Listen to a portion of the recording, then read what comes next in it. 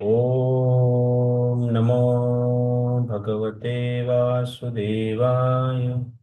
ॐ नमो भगवते वासुदेवाय। ॐ नमो भगवते वासुदेवाय। नारायणं नमस्कृत्य नरं चैव नरोत्तमं देवीं सरस्वतीं व्यासं ततो जयमुदीरयेत्। नष्टप्रायेष्वभद्रेषु नित्यं भागवत सेवया भगवति उत्तमश्लोके भक्तिर्भवति नैष्ठिके। कृष्णाय वासुदेवाय देवकीनन्दनाय च नन्दगोपकुमाराय गोविन्दाय नमो नमः। ॐ अज्ञानतिमिरान्धस्य ज्ञानञ्जनशलाकया चक्षुरुन्मिलितं येन तस्मै श्रीगुरवे नमः। नमो विष्णुपादाय कृष्णप्रेष्ठाय भूतले श्रीमते भक्तिवेदान्त स्वामिनिति नामिने। नमस्ते सारस्वती देवे गौरवाणी प्रचारिणे निर्विशेषशून्यवादी पाश्चात्यदेशतारिणे। नमो महावदान्याय कृष्णप्रेमप्रदायते कृष्णाय कृष्णचैतन्य नाम्ने गौरतिसे नमः। पञ्चतत्त्वात्मकं कृष्ण भक्तरूपस्वरूपकं भक्तावतारं भक्ताख्यं नमामि भक्तशक्तिकं। हे कृष्ण करुणा सिन्धो दीनबन्धो जगत्पते गोपेश गोपिका कान्त राधाकान्त नमोऽस्तुते। तप्तकाञ्चन गौराङ्गी राधे वृन्दावनेश्वरी वृषभानुसुते देवी प्रणमामि हरिप्रिये। वंशाकल्पतरुभ्यश्च कृपा सिन्धुभ्यैव च पतितानां पावनेभ्यो वैष्णवेभ्यो नमो नमः। जय श्री कृष्ण चैतन्य प्रभु नित्यानंद श्री अद्वैत गदाधर शिवासादि गौर भक्तवृंद। हरे कृष्णा कृष्णा कृष्णा हरे हरे हरे राम राम राम हरे हरे। हरे कृष्णा। तो हरे कृष्णा समस्त भक्त हम हार्दिक स्वागत करते हैं आज के कार्यक्रम में। तो आज का हमारे टॉपिक का नाम है मेरा भारत महान। तो अभी तक हमने सुना कि संसार में भगवान है और स्वयं कृष्ण भगवान है और जीवन का लक्ष्य है भगवत धाम प्राप्त करना, गोलोक जाना, वैकुंठ जाना और भगवान का सेवा करना। और ये संसार दुखालय है और हमने देखा कि अपना जो आइडेंटिटी है, जीवात्मा है, भगवान कृष्ण के अंश है। इस शरीर से हम परे हैं, प्योर हैं, स्पिरिचुअल हैं, जिसको कि आत्मा कहते हैं, कृष्ण का अंश है। और अंत समय में जब भगवान को हम स्मरण करते हैं, मृत्यु के समय में जब भगवान को हम स्मरण करते हैं, भगवत धाम में पहुंचते हैं। तो शरीर यहाँ पर छूट जाता है और जीवात्मा भगवत धाम में जाता है। लेकिन आज हम देखेंगे ये सब शास्त्र में लिखा गया है, लेकिन शास्त्र का प्रामाणिकता क्या है? ये सचमुच ये शास्त्र जो है सच है या गलत है? कोई ऐसे झूठ मूठ का लिख दिया है या सत्य का विचार किया गया है, सत्य इंसिडेंट लिखा गया है? ये सब हम जानने की आज प्रयास करेंगे। तो आज का जो सेशन है वेरी वेरी इंपॉर्टेंट है। तो हमारा भारत का कल्चर जो है, भारत का जो शास्त्र है, वेद है, रामायण है, महाभारत है, किस प्रकार ऑथेंटिक है, हम जानने की प्रयास करेंगे आज का सेशन में। तो भारत का यूएसपी क्या है? यूएसपी का अर्थ है यूनिक सेलिंग पॉइंट। हर देश अपना अपना यूएसपी से जाने जाते हैं। हर देश का एक आइडेंटिटी रहता है जिसके लिए वो संसार में फेमस है। जैसे कि अमेरिका फेमस है शक्ति के लिए, पावरफुल कंट्री, और धन के लिए फेमस है। जापान फेमस है टेक्नोलॉजी के लिए। चाइना फेमस है डुप्लीकेट माल के लिए। पाकिस्तान फेमस है आतंकवाद के लिए। और भारत फेमस किस लिए है?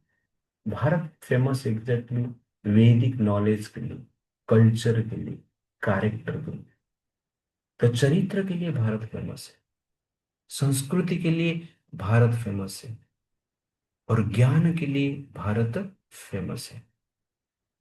एक बार विवेकानंद जी अमेरिका में इस प्रकार एक रास्ते पे चल रहे थे।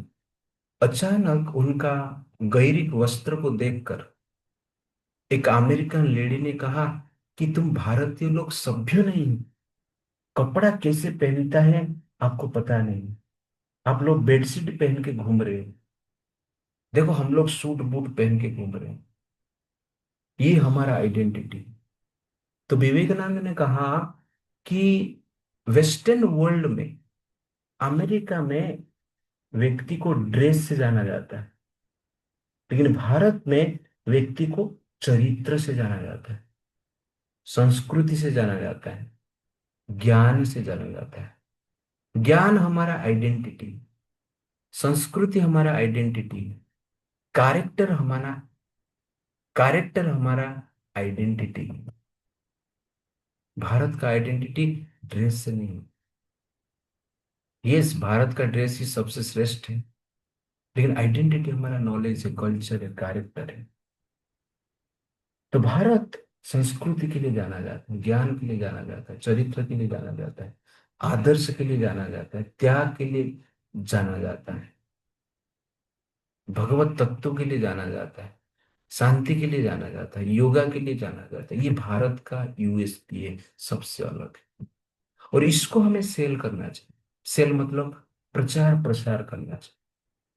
जिस प्रकार शरीर रहता है, और शरीर के सबसे महत्वपूर्ण अंग है सर। सर जब शरीर से अलग हो जाता है, उस शरीर को डेड कहा जाता है। शरीर से हाथ अलग हो जाएगा तो शरीर जिंदा रहेगा, शरीर से पैर अलग हो जाएगा तो भी शरीर जिंदा रहेगा, लेकिन शरीर से जब सर अलग हो जाता है, शरीर को मुर्दा माना जाता है। ठीक उसी प्रकार भारत का जो सर है, भारत का विज्ञान, भारत का वैदिक ज्ञान, भारत का संस्कृति, भारत का चरित्र, ये भारत का सर है। और ये जब भारत से नष्ट हो जाएगा, भारत डेड है। Without head, body is dead. Similarly, without संस्कृति, विदाउट चरित्र, विदाउट वैदिक नॉलेज, भारत इज डेड। इसलिए भारत जीवित है कैसे पता चलेगा? जब वैदिक संस्कृति रहता है, जब वो भारतीय चरित्र रहता है, ज्ञान रहता है। पाँव में पायल, माथे पे बिंदिया, it happens to lives in India. गाना हमने सुना है कि जहाँ पाँव में पायल रहता है, हाथ में कंकन रहता है, माथे पे बिंदिया रहता है, जहाँ पाँव में पायल, हाथ में कंकन, हे माथे पे बिंदिया, it happens to lives in India. ऐसा गाना आपने सुना? तो ये संस्कृति के लिए जनरली हम भारत को जानते हैं। ये सर जो है, ब्यूटी का प्रतीक है। सर से सुंदरता पता चलती है। वैसे भारत का संस्कृति से भारत का सुंदरता है। ये सर जो है, आइडेंटिटी सर से मिलता है। सर को देख के ही हम पहचानते हैं एक व्यक्ति को। ठीक उसी प्रकार भारत का संस्कृति, ज्ञान, चरित्र ही भारत का आइडेंटिटी। सर है, इसलिए जीवन में श्वास लेते हैं नाक से। वैसे ही भारत का जीवन क्या है? भारत का संस्कृति, भारत का चरित्र है, भारत का ज्ञान है। और सर में बुद्धि है, इंटेलिजेंस है, ब्रेन है। तो ठीक उसी प्रकार भारत का ब्रेन, भारत का संस्कृति, वैदिक कल्चर है। तो भारत का आइडेंटिटी भारत का संस्कृति, भारत का ब्यूटी भारत का संस्कृति, भारत का इंटेलिजेंस भारत का संस्कृति, भारत का जीवन भारत का संस्कृति। इसीलिए भारत का संस्कृति को हमें जानना अत्यंत आवश्यकता है। और ये संस्कृति शास्त्र में लिखा गया है। शास्त्र को पढ़ के हम भारत का संस्कृति को जानते हैं और उसके अनुसार हम जीते हैं। भारत का ड्रेस अलग है, सबसे अलग है। पूरा संसार में। भारत का रिलेशनशिप भी स्पेशल है पूरा संसार में। भारत का शास्त्र जो है स्पेशल है पूरा संसार में। भारत का खान पान जो है पूरे संसार में स्पेशल है। और भारत का जो नॉलेज है वो भी स्पेशल है। इसलिए देश को भारत कहा जाता है। भारत का अर्थ है जो व्यक्ति भगवान के साथ रति रखते हैं, उस देश को भारत कहा जाता है। भा मतलब भगवान, और भा मतलब प्रभा, ज्ञान। तो ज्ञान के साथ जिसका रति है, प्रेम है, संबंध है, कनेक्शन, उसको जनरली भारत कहा है। इसलिए भारत में हम जन्मे हैं, तो ये ज्ञान, संस्कृति और कैरेक्टर के प्रति हमारा ध्यान रहना अत्यंत आवश्यकता है। और आप लोग बचपन से ये सुन रहे हैं, इसलिए इस परंपरा को धारण करना आपका धर्म है। और आगे जाके इसको प्रचार भी करना आपका धर्म बनता है। How to acquire perfect knowledge. Perfect knowledge कैसे मिलेगा? तीन प्रकार वे से नॉलेज हम प्राप्त कर सकते हैं। एक है प्रत्यक्ष प्रमाण, डायरेक्ट परसेप्शन, आंखों देखा हाल। अनुमान, इमेजिनेशन, अनुमान करके, कल्पना करके। और एक शब्द प्रभाव, ऑरल रिसेप्शन, सुनकर। तो इन तीनों में से सर्वश्रेष्ठ वे क्या है ज्ञान प्राप्त करने? प्रत्यक्ष प्रमाण एग्जैक्टली सर्वश्रेष्ठ वे नहीं। जैसे सूर्य को प्रतिदिन हम देखते हैं उदित होते हैं, प्रत्यक्ष सूर्य को आप देखेंगे 2-3 फीट का एक गोला है। वास्तव में सूर्य 2-3 फीट का गोला नहीं है, ये धरती से भी बड़ा है।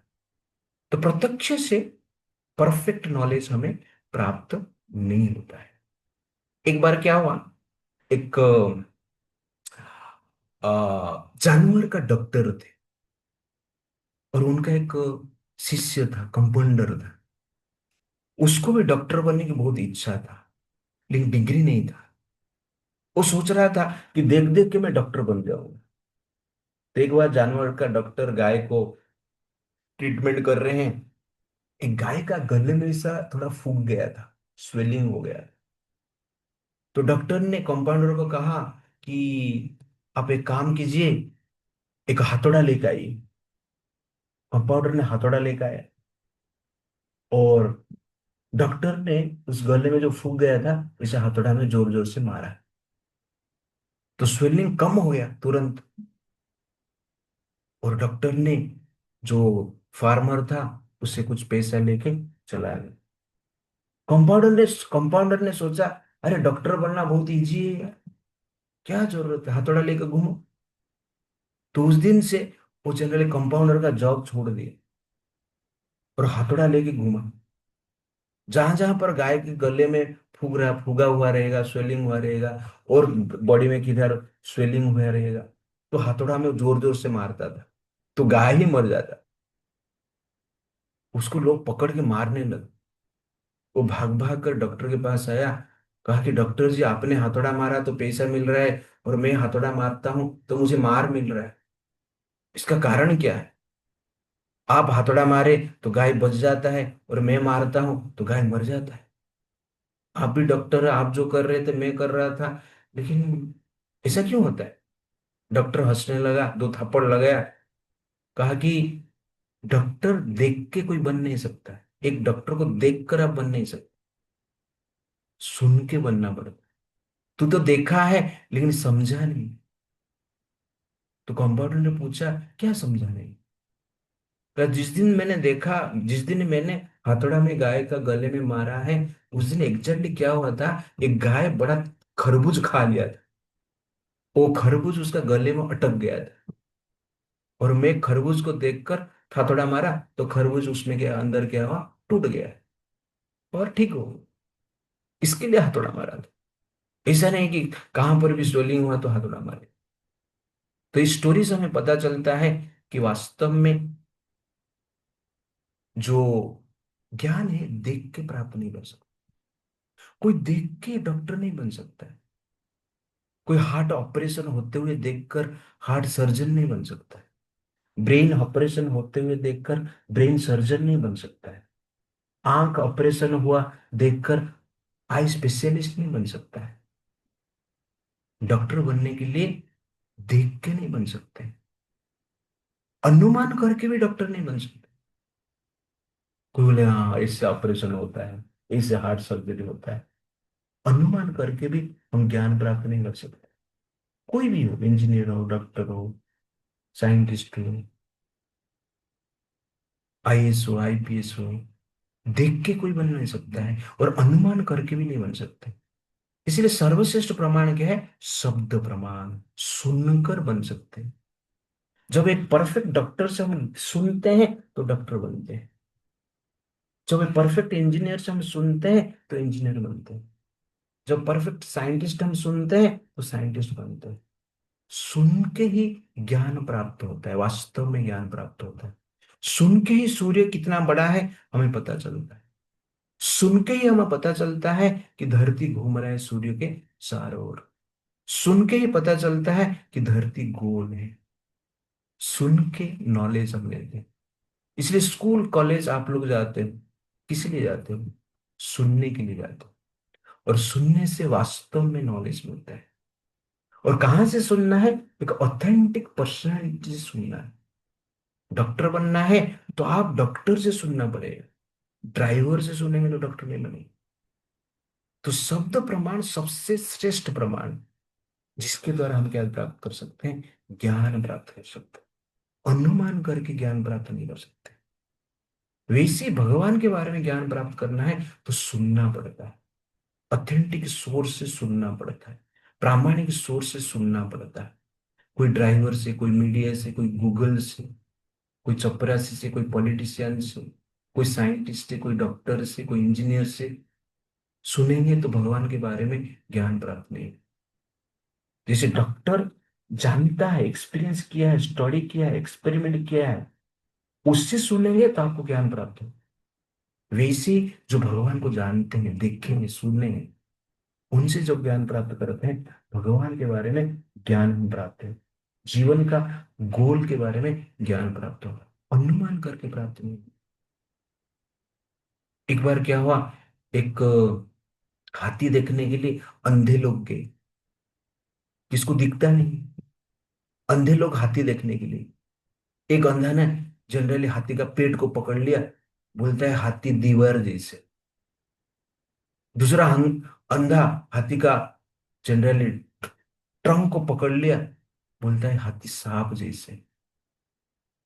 तीसरा हाथी का दांत को पकड़ लिया, बोलता है हाथी एरो जैसे। चौथा हाथी का पैर को पकड़ लिया, बोलता है हाथी पिलर जैसे। ऐसा है हाथी। हाथी पिलर जैसे नहीं, हाथी दीवार जैसे नहीं, हाथी तीर जैसे नहीं, हाथी सर्प जैसे नहीं, हाथी हाथी जैसे। लेकिन ये अंधे लोग है ना, अपना अनुमान करते रहते।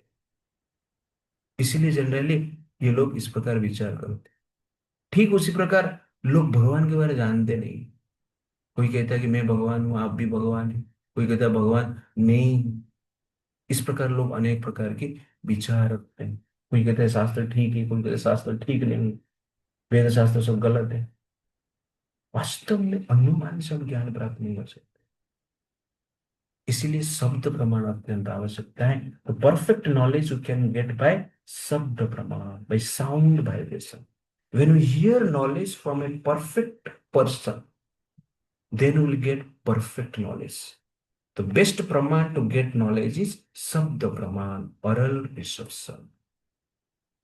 आप अपना पिताजी को जानना चाहते हैं तो कैसे जानेंगे? प्रत्यक्ष देख के तो पिताजी को जान नहीं पाए। कोई कहेगा डीएनए टेस्ट करके हम देख लेंगे। तो गांव में कितने लोग हैं, सबका डीएनए लेना पड़ेगा। जितने भी मेल है सबका डीएनए टेस्ट करना पड़ेगा। उसमें से आपका डीएनए को मिलाना पड़ेगा। और मान लो और टेस्ट करने वाला गलती कर दिया तो आपका बाप जो है उसको आप बाप नहीं बुलाएंगे, दूसरे को बाप बुलाएंगे। इस प्रकार हो जाएगा, लेकिन गलती तो सब लोग करते हैं। मैं मेरा एग्जांपल देता हूँ, आप लोग सुनो। हम लोग का ब्रह्मचर्य आश्रम आने से पहले ब्लड टेस्ट होता है, बॉडी चेकअप होता है। उसमें मेरा बॉडी चेकअप हुआ और मेरे बॉडी में ब्लड में कोलेस्ट्रॉल अधिक हो गया था। कोलेस्ट्रॉल मतलब क्या है? ब्लड वेसल्स जो है, आर्टरीज जो है, वेन्स जो है, उसमें जनरली क्या है, गंदगी जम जाता है, उसको कोलेस्ट्रॉल कहते हैं। और जिसके कारण हार्ट अटैक भी हो सकता है। डॉक्टर ने कहा तुम्हारा ज्यादा कोलेस्ट्रॉल है, ये साल तुमको क्या करना है, पकौड़ा नहीं खाना है, ये साल स्वीट नहीं खाना है, दूध नहीं पीना है, ज्यादा मसाला नहीं खाना, ज्यादा तेल नहीं खाना, रोज एक्सरसाइज करना है। मैं बोला हाँ सर करेंगे। ऐसा बोल के आ गया। पहली पहली बार इस्कन में हम लोग गए थे, और इस्कन में अच्छा आइटम खाने को मिलता, और पहली पहली बार अच्छा आइटम मिल रहा था, रोज पकौड़ा आ रहा था, रोज दूध आ रहा था, रोज स्वीट आ रहा था, रोज मसालादार तेल में प्रसाद आ रहा था, महाप्रसाद आ रहा था। कभी तो देखा नहीं, आया तो सामने खाने लगा। कभी भी मैं नियम फॉलो नहीं। एक साल हो गया, कभी एक्सरसाइज भी नहीं। एक साल के बाद फिर से बोलते हैं अरे प्रभु जी आपका कोलेस्ट्रॉल ज्यादा था, थोड़ा फिर से जाके चेक करेगा। और मैं गया, वही हॉस्पिटल में गया, वही डॉक्टर, चेकअप किया, कोलेस्ट्रॉल नॉर्मल आ गए। डॉक्टर देखा, बोला अरे प्रभु जी जबरदस्त आपने फॉलो किया ये साल, ऐसे ही फॉलो करते रहना, आपका शरीर ठीक रहेगा। मैं बोला प्रभु जी थैंक यू वेरी मच, मैं ऐसे ही फॉलो करूंगा। है कि नहीं? तो गलत है। एग्जैक्टली क्या है अभी तक पता नहीं कोलेस्ट्रॉल का हालत, लेकिन रिपोर्ट गलत हो सकता है। किसको मलेरिया होता है और मलेरिया दिखता नहीं, गलत रिपोर्ट हो जाता है। तो इसे डीएनए टेस्ट करके पिताजी को ढूंढेंगे, तो जो पिताजी है उसको पिताजी नहीं बोलेंगे, दूसरे को बुलाना पड़ेगा। इसलिए पिताजी को जानने के लिए बेस्ट उपाय डीएनए टेस्ट नहीं है। प्रत्यक्ष प्रमाण में कोई भी बच्चा अपने पिता को जान नहीं सकता है। पिता को जानने के लिए सबसे बेस्ट उपाय है माँ को पूछो। माँ का शब्द ही आपको बताएगा कि आपका पिता कौन है, क्योंकि माँ ने प्रत्यक्ष देखा। ये है special way to get knowledge, शब्द प्रमाण। अनुमान से आप पिताजी को ढूंढ नहीं सकते, गांव में ऐसे ढूंढ नहीं सकते ये मेरा नाक इसका नाक इस नाक के साथ मिल रहा है यार, ये पिता मेरा हो सकता है। ये मेरा आंख के इसका आंख मिल रहा है, ये मेरा पिता हो सकता है। अनुमान करके पिताजी को नहीं ढूंढ सकते, और प्रत्यक्ष तो ढूंढ ही नहीं सकते। साइंटिफिक टेस्ट में भी ढूंढ नहीं सकते हैं। सबसे बेस्ट उपाय क्या है? माँ को पूछो। माँ ही आपका पिताजी का परिचय देगा। Mother is the only proof to know our father, there is no other way. आज तक जितने भी लोग फादर को फाइंड किए हैं, डीएनए टेस्ट से फाइंड नहीं की, प्रत्यक्ष या अनुमान से फाइंड नहीं किए, वास्तव में फाइंड किए हैं माँ को पूछकर। तो माँ ही पिताजी का ज्ञान देते हैं, पिताजी का परिचय देते हैं, पिताजी के साथ संबंध को स्थापित करने के लिए नॉलेज देते हैं। ठीक उसी प्रकार भगवान को जानना है, परम पिता को जानना है, तो हमारे पास वेद शास्त्र है। वेद माता कहा जाता है।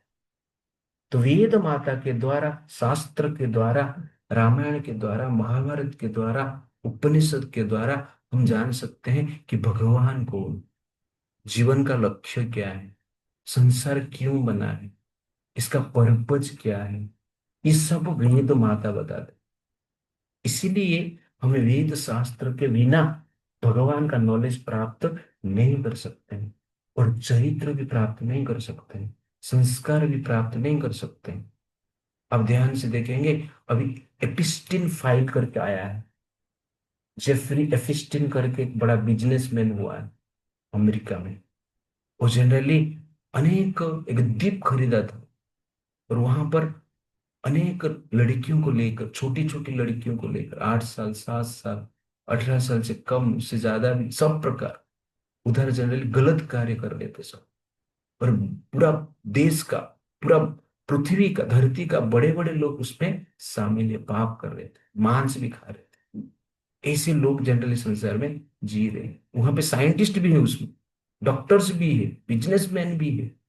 बड़े बड़े लोग इस प्रकार पाप कर रहे हैं क्योंकि संस्कार उनके पास नहीं है। संस्कार केवल रामायण, महाभारत, वेद शास्त्र को स्टडी करने से मिलता है, और उसको उस अनुसार जीना ही संस्कारिक जीवन। अदरवाइज बाकी जीवन क्या है, पाप पूर्ण जीवन। इसलिए वेद के द्वारा हमें संस्कार मिलेगा और भगवान का ज्ञान भी हम प्राप्त कर सकते हैं। जिस प्रकार माँ के बिना पिता का परिचय हमें नहीं मिल सकता है, वैसे वेद का बिना हम जनरली भगवान को जान नहीं सकते। मुस्लिम लोग भगवान का इमेजिनेशन कर रहे हैं, क्रिश्चियन लोग भगवान का इमेजिनेशन कर रहे हैं, लेकिन सनातनी हिंदू धर्म को फॉलो करने वाले वास्तव में भगवान का इमेजिन नहीं कर रहे, भगवान का सही रूप को संसार में प्रचार प्रसार कर रहे हैं और जानते हैं। इसीलिए वेद ही परफेक्ट वे है भगवान को जानने की। गीता में भगवान कृष्ण कहते हैं, तद्विधि प्रणिपातेन परिप्रश्नेन सेवये उपदक्ष्यन्ति ते ज्ञानम ज्ञानेन तत्त्वदर्शिनः। वो कहते हैं कि तद्विधि प्रणिपातेन, भगवान को जानना चाहते हो आप, तो आपको क्या करना पड़ेगा, गुरु के शरण में जाना पड़ेगा, जो भगवान को जानना है। तत्वदर्शिना, जो कि भगवान को देखा है समझा है, उनके पास जाना है, उनका सेवा करना है, नम्र भाव से प्रश्न पूछना है।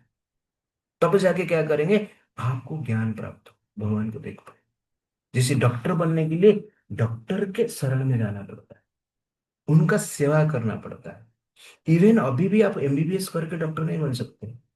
एमबीबीएस में थोड़ा नॉलेज आपको मिलता है, लेकिन प्रैक्टिस करने के लिए डॉक्टर के साथ रहना पड़ता है, घूमना पड़ता है, डॉक्टर का बात मानना पड़ता है, सेवा करना पड़ता है। तब जाके आप डॉक्टर बन सकते हैं, केवल बुक पढ़ के नहीं बन सकते। वैसे ही भगवान को जानना है, संस्कार भी प्राप्त करना है, तो साधु का सेवा करना पड़ेगा, गुरु का सेवा करना पड़ेगा, तब जाके हमें संस्कार देगा। तो डॉक्टर बनना है तो डॉक्टर को फॉलो करना पड़ेगा, इंजीनियर बनना है तो इंजीनियर को फॉलो करना पड़ेगा, साइंटिस्ट बनना है तो साइंटिस्ट को फॉलो करना पड़ेगा। वैसे साधु बनना है तो साधु को फॉलो करना पड़ेगा, संस्कारी बनना है तो जिसके पास संस्कार है उसको फॉलो करना पड़ेगा, भगवान को देखना है तो गुरु को फॉलो करना पड़ेगा, जो भगवान को देखे। गुरु वो व्यक्ति है जो वास्तव में भगवान को देखे, भगवान के अनुसार मिलता है। केवल हेयर स्टाइल चेंज करके, साफरन ड्रेस पहन के कोई गुरु नहीं बनता है। इसीलिए तद्विधि प्रणिपात है, नम्र भाव से गुरु की शरण में जाएंगे तो हम भगवान को जान सकते हैं। और भगवान क्या कहते हैं गीता में, तस्मा शास्त्र प्रमाणम थे कार्य कार्य व्यवस्थित यंत्र शास्त्र विधान उत्तम कर्म कर तुम यह रसे। ओके, अनिका ट्रांसलेशन बोलो। One should therefore understand what is duty and what is not duty by the regulations of the scriptures. Knowing such rules and regulations, one should act so that he may gradually be elevated. Hmm. This is the way to get knowledge. तस्मा शास्त्रम प्रमाणम ते कार्य अकार्य व्यवस्थित। शास्त्र का प्रमाण के अनुसार हमें क्या करना चाहिए, कार्य अकार्य क्यों, कार्य क्या है अकार्य क्या है, फाइंड करना चाहिए। अपने हिसाब से कार्य अकार्य नहीं कर सकते। जैसे कि आ, अभी देख रहे हैं प्रिस्टीन फाइल का, कार्य अकार्य जानते नहीं, अकार्य को कार्य मान रहे, पाप को कार्य मान रहे।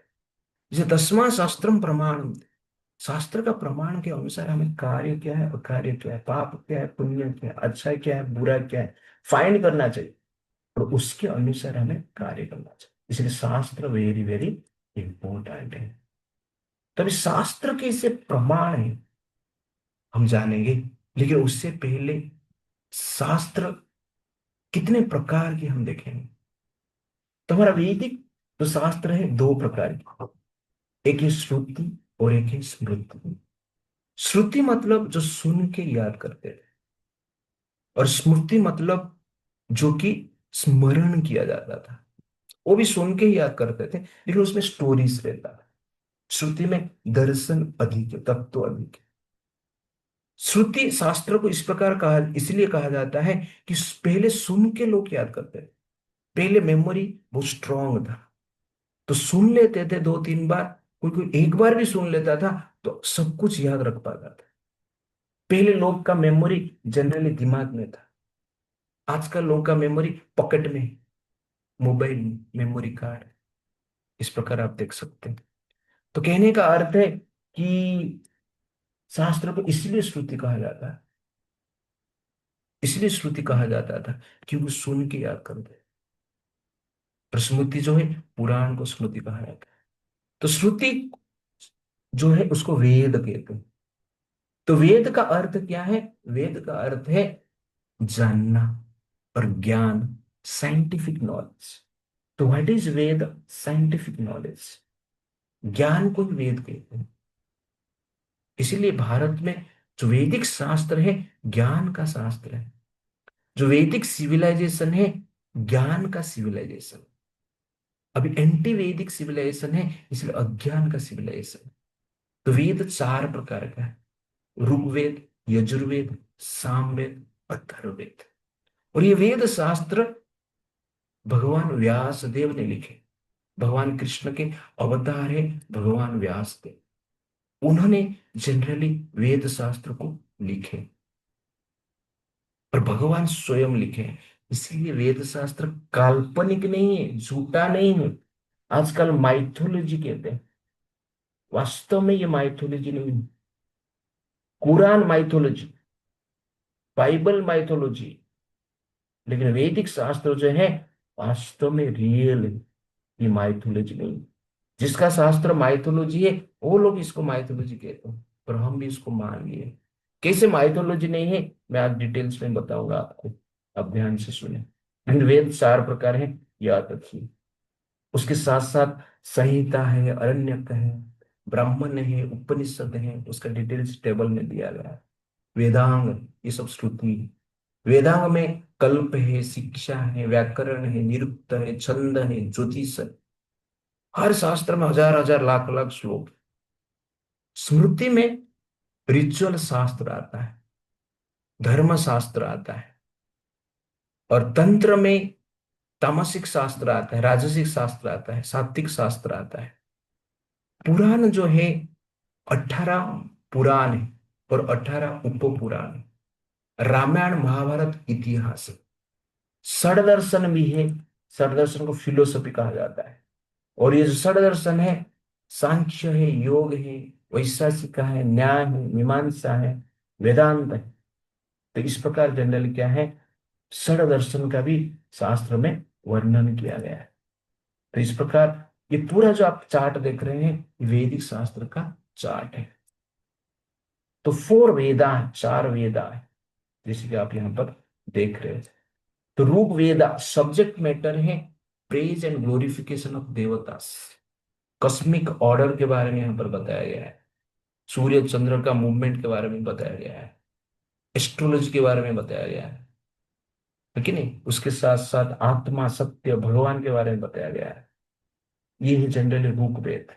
टोटल श्लोक कितना है? 10,505 श्लोक है, मंत्र है, और 10 मंडल है इसमें। यजुर्वेद जो है रिचुअल से जो यज्ञ करते हैं, इस यजुर्वेद में लिखा गया है कैसे प्रोसेस करना है, क्या करना है। टोटल श्लोक है 1975 मंत्र। शुक्ल यजुर्वेद और कृष्ण यजुर्वेद, दो प्रकार है, दो पार्ट में इसको लिखा गया है। सामवेद, इसका सब्जेक्ट मैटर क्या है? Special music, music, chanting, singing, melody. लेकिन राग जो है ना, जिसमें संगीत गाया जाता है, वो जनरली सामवेद में। टोटल वर्सेस है 1875, ठीक है। एंड अथर्ववेद जो है डेली लाइफ कैसे जीना है, हेल्थ क्या है, पीस क्या है, फैमिली लाइफस्टाइल कैसे मैनेज करना है, ठीक है नहीं। धनुर्वेद, आयुर्वेद, ये सब जनरली इसमें लिखा गया है। और इसमें टोटल वर्सेस जो है 5,977 और 20 कांड है इसमें। तो इस प्रकार आप एक थोड़ा सा ब्रीफ अंडरस्टैंडिंग आप रख सकते हैं। ऋग्वेद, यजुर्वेद, सामवेद और अथर्ववेद। तो 4 वेदा, 4 वेदा का एक्सप्लेनेशन 108 उपनिषद में गया।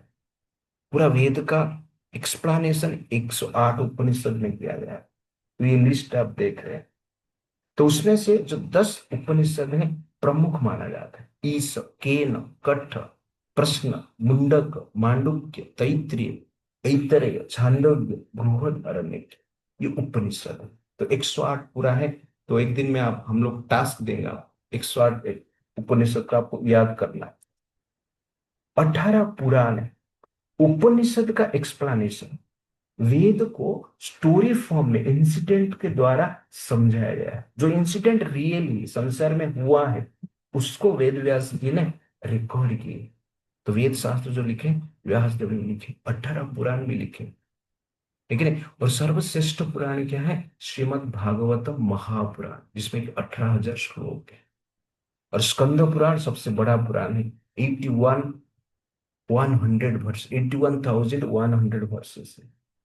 टोटल वर्सेस सारा पुराण में 4 लाख से भी ज्यादा है। इस प्रकार पुराण जो है स्टोरी फॉर्म में इंसिडेंट को लेकर वैदिक शास्त्र को और जीवन का लक्ष्य को, भगवान के बारे में वर्णन करता है। 18 उप पुराण है। तो उप पुराण में धर्म क्या है डिटेल में लिखा गया है, कंडक्ट कैसे करना है, आचरण कैसे करना है, इसका डिटेल जनरली उप पुराण में दिया गया है। इस प्रकार 18 उप पुराण है। लेकिन अभी प्रश्न है, ये सब जो पुराण शास्त्र है गलत है या सही है, ये जानना अत्यंत आवश्यकता है। तो हम ये चीज को जानने के प्रयास करें, ये काल्पनिक है या सचमुच ऐसा है करके, इंसिडेंट हुआ क्या है, ये जानने के हम प्रयास करें। इसका प्रमाण क्या है कि हमारा शास्त्र, हमारा वेद, हमारा पुराण, हमारा उपनिषद, ये सब ठीक है, हमारी संस्कृति राइट है, ये जानने के हम प्रयास करें। तो पहला प्रूफ है एस्ट्रोलॉजिकल इंफॉर्मेशन प्रूफ है।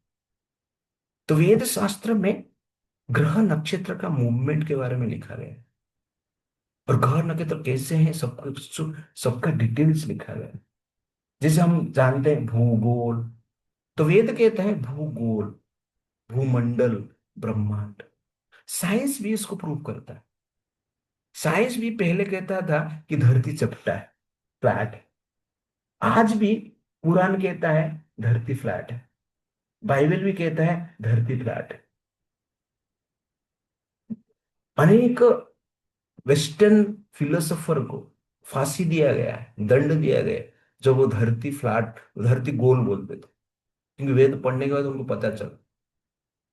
आज भी कुरान बोलता है धरती चपटा है, लेकिन ऐसा नहीं है। भूगोल, साइंस कहता है कि धरती गोल, और वास्तव में गोल। तो वेद शास्त्र में कैसे लिखा गया है फिर? इसका अर्थ है व्यास देव को ये पता था। पर पता कैसे चला? इमेजिनेशन से थोड़ी पता चले। व्यास देव वास्तव में रियल साइंटिस्ट है, ओरिजिनल साइंटिस्ट है, भगवान स्वयं है। इसीलिए भगवान ओरिजिनल साइंटिस्ट है। बाकी सब जनरल साइंटिस्ट को, साइंटिस्ट का ज्ञान लेके कुछ कुछ किए। तो भारत जब ब्रिटिश के द्वारा शासित हो रहा था, भारत का समस्त वेद शास्त्र को ब्रिटिशर्स चोरी करके ले गए। उन लोगों ने स्टडी किए, यूरोप में, जर्मनी में, लंदन में स्टडी करके सब कुछ इन्वेंशन किए। जो ब्रिटिश के अधीन भारत था उस समय पे ज्यादातर इन्वेंशन हुआ है, और भारत का लोग फ्रीडम प्राप्त करने के लिए लड़ाई कर रहे थे, उसमें व्यस्त थे। इसलिए शास्त्र के ऊपर ज्यादा ध्यान नहीं दे पाए। और ब्रिटिशर्स ने अनेक साइंटिस्ट को मार दिया, ब्राह्मण को मार दिया। पहले जो ब्राह्मण बोलते थे ना, ऋषि बोलते थे, वास्तव में वो साइंटिस्ट थे, उनको मार दिया जाता था। आगे मैं बताऊंगा ये। बट भूगोल, वेद में भूगोल कब से लिखा गया है? आज जनरली लोग क्या कर रहे हैं, साइंटिस्ट प्रमाण कर रहे हैं, इसका अर्थ हमारा वेद साइंटिफिक है। भूमंडल, धरती तो ठीक है गोल है, लेकिन भूमंडल मतलब अनेक प्लैनेट है, अनेक ग्रह है। नवग्रह के बारे में शास्त्र पहले से ही बताया है, अनेक यूनिवर्सेस है, इस प्रकार बताया जाता है। एक ब्रह्मांड में जनरली क्या है, 14 भुवन रहता है, 14 प्लानिटरी सिस्टम रहता है। इस प्रकार हमारा शास्त्र वर्णन करता है। ब्रह्मांड, अंड, मतलब एक सेट, शास्त्र में ही बताया गया। साइंस भी आज कहता है एक एक ब्रह्मांड एक सेट जैसे, अनलिमिटेड ब्रह्मांड है। साइंस आज मानता है, पहले नहीं मानता था। साइंस चेंजेस होता रहता है, लेकिन वेद शास्त्र कभी चेंज नहीं हुआ। करोड़ साल पहले भूगोल, भूमंडल, ब्रह्मांड आज भी वही है जो साइंस प्रमाण करता है। इसका अर्थ ये हुआ कि वेद शास्त्र में जो लिखा गया है प्रामाणिक है, झूठ नहीं है। हम प्रमाण नहीं कर पा रहे, इसका अर्थ नहीं है वो झूठा है। आपको मैथमेटिक्स का कोई सूत्र समझ में नहीं आ रहा है, इसका अर्थ नहीं है वो मैथमेटिक्स सूत्र लिखने वाला गलत है। वैसे ही साइंटिस्ट को वेद में क्या क्या लिखा है बहुत कुछ समझ में नहीं आता है। वेद में ये सब लिखा है, ये प्रमाण करता है कि वेद प्रामाणिक है, सत्य है। इसलिए वेद में भगवान के बारे में जो बताया गया है वो भी सत्य है, हमें मानना पड़ेगा। इसको जब रिसर्च करते हैं प्रूफ हो जाता है। तो ठीक उसी प्रकार भगवान को प्राप्त करने के लिए विधि भी शास्त्र में लिखा गया है, उसको जब रिसर्च करेंगे वो भी प्रूफ हो जाएगा। दैट इज द पॉइंट, और प्रूफ बहुत लोगों ने किया। Calculation of day and night, ऐसा नहीं कि कल डे एंड नाइट पहले कैलकुलेशन नहीं था। भारत का शास्त्र डे एंड नाइट पहले से कैलकुलेट किए, ब्रिटिशर्स आने से पहले। तो धरती जब घूमता है सूर्य के चारों ओर, तो जनरली क्या है, सूर्य के चारों ओर घूमता है, उसके साथ साथ अपना ऑर्बिट में घूमता है। तो अपना ऑर्बिट में घूमने के लिए धरती 24 आवर लेती है, उसको ही डे एंड नाइट कहते हैं। सूर्य के सामने आता है तो डे होता है, तो सूर्य का अपोजिट पार्ट में जो पार्ट रहता है उसको नाइट कहते हैं। ये डे नाइट का कैलकुलेशन वेद शास्त्र में पहली पहले से हुआ है। ऋग वेद में क्लियरली लिखा गया है कि धरती सूर्य के चारों ओर घूम रहा है और अपने ऑर्बिट में भी घूम रहा है। मंथ का कैलकुलेशन हमारे पास 12 महीना पहले से ही है।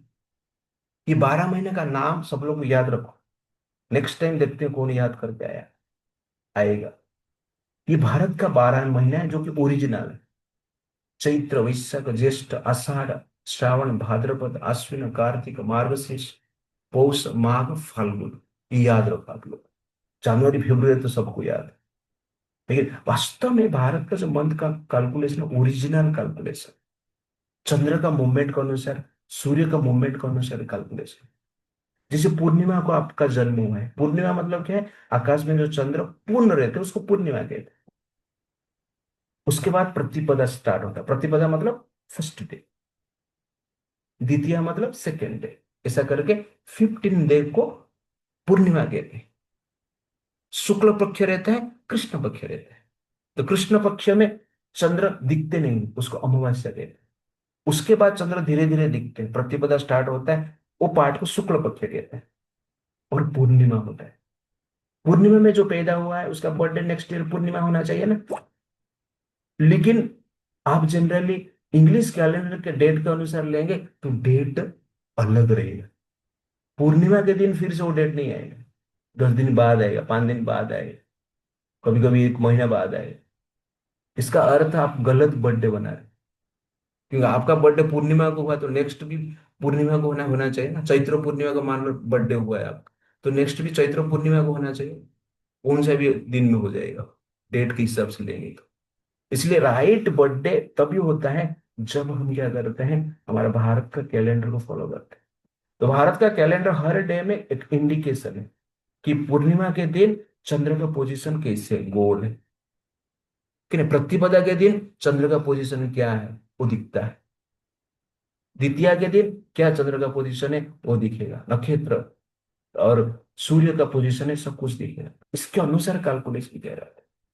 लेकिन आप बोले 1 जनवरी क्या हुआ, कुछ पता नहीं चला। और 28 फरवरी को मान लो, 29 फरवरी को कोई पैदा हुआ रहे, तो 4 साल के बाद 29 फरवरी रहे, तो 4 साल के बाद आपको बर्थडे मनाएंगे क्या। गलत है ये सब, अपने हिसाब से इमेजिनेशन से बनाया गया है। लेकिन हमारा कॉपी पेस्ट करके उनका इमेजिनेशन से बनाया है। लेकिन हम अपने कल्चर को भूल गए, इसलिए आप ये 12 महीने का नाम याद रखना। और हमारा ओरिजिनल जो नववर्ष है चैत्र शुक्ल प्रतिपदा, गुड़ी पड़वा के दिन, उगाड़ी कहते हैं, ठीक है। तो उसको जनरली चैत्र मास का शुक्ल प्रतिपदा पहला दिन, ब्रह्मा जी ने उस दिन इस संसार का रिबन काटे थे, इनाग्रेशन किए थे। इसलिए उनका पहला संसार का बर्थडे को नया साल कहा जाता है। लेकिन कभी भी 1 जनवरी को नया साल बना देते, कुछ नहीं होता है उस दिन। लेकिन नया साल में आप देखेंगे कि हमारा धरती में नया पत्ते आते हैं, पेड़ में नया पत्ते आते हैं, लेकिन पूरा आकाश क्लीन दिखाई देता है, गर्मी कम रहता है, ठंडी भी कम रहता है, बसंत ऋतु रहता है। तो इस प्रकार देखेंगे कि उस दिन उस समय जो है वास्तव में पूरा धरती नया दिखता है, जैसे कि अभी निर्माण हुआ है। नदी में पानी क्लीन दिखता है, ठीक है नहीं? कल्टीवेशन होता है, क्रॉप कल्टीवेशन होता है। तो इस प्रकार सब दृष्टि से देखेंगे कि वास्तव में नया साल क्या है? चैत्र प्रतिपदा है, शुक्ल प्रतिपदा को नया साल कहते हैं। तो आप लोग याद रखिए, 6 सीजन है भारत का कैलेंडर में। 6 सीजन है, वसंत, ग्रीष्म, वर्षा, शरद, हेमंत, शिशिर। शिशिर मतलब विंटर सीजन। तो वसंत ऋतु मतलब चैत्र वैशाख, ग्रीष्म ज्येष्ठ आषाढ़, वर्षा श्रावण भाद्रपद, शरद अश्विन कार्तिक, हेमंत मार्गशीर्ष पौष, शिशिर माघ फाल्गुन। अभी जो मंथ चल रहा है फाल्गुन मंथ चल रहा है। You understand the point? आपको लग रहा है अभी अभी हमारा चल रहा है फेब्रुअरी, लेकिन अभी क्या चल रहा है? फाल्गुन मंथ चल रहा है। तो इस प्रकार हमें भी ये सब ध्यान रखना है, याद करना है। अपना संस्कृति को हम भूल गए हैं और विदेशी संस्कृति के बीच बीच में पढ़कर हम अपना चरित्र को, संस्कृति को बर्बाद करते हैं। राशि कहा जाता है, राशि। तो इस प्रकार 12 राशि, मेष वृषभ मैथुन कर्क सिंह कन्या तुला वृश्चिक धनु धनु मकर कुंभ मीन। और इंग्लिश लोग इसको कॉपी पेस्ट करके वो लोग भी 12 राशि का नाम दिए, जिसे कि आप इंग्लिश में देख रहे हैं। राशि कुछ नहीं है, राशि सूर्य घूमते हैं ना, तो सूर्य जनरल क्या कर रहे हैं? 30 डिग्री घूमते, 30 डिग्री घूमते हैं। एक एक डिग्री को एक एक राशि दिया गया है। इस प्रकार 12 महीने में 360 डिग्री घूमते हैं सूर्य। इसको राशि कहा जाता है। बोलते हैं तुम्हारा राशि क्या है? इसका अर्थ क्या है? आपका जो जन्म हुए उस समय पे सूर्य कौन सा डिग्री में थे, उसके अनुसार राशि का कैलकुलेशन करके आपका राशि को बताया जाता है। वैसे ही चंद्र का मूवमेंट में 27 नक्षत्र रहता है। तो 27 नक्षत्र के पास चंद्र जी रहते हैं।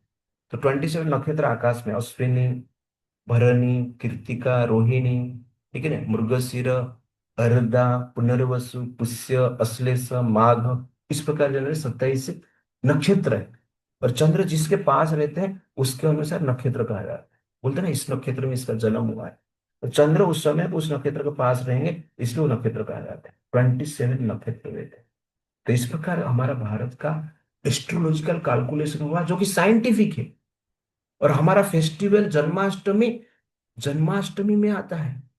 भाद्रव मास कृष्ण पक्ष अष्टमी तिथि में जन्माष्टमी होता है। डेट के अनुसार नहीं होता है, कोई भी डेट बदलता रहता है, लेकिन हम जन्माष्टमी, गणेश चतुर्थी, दुर्गा पूजा, नवरात्रि, है ना, दिवाली, ये सब हमारा कैलकुलेशन के अनुसार बना।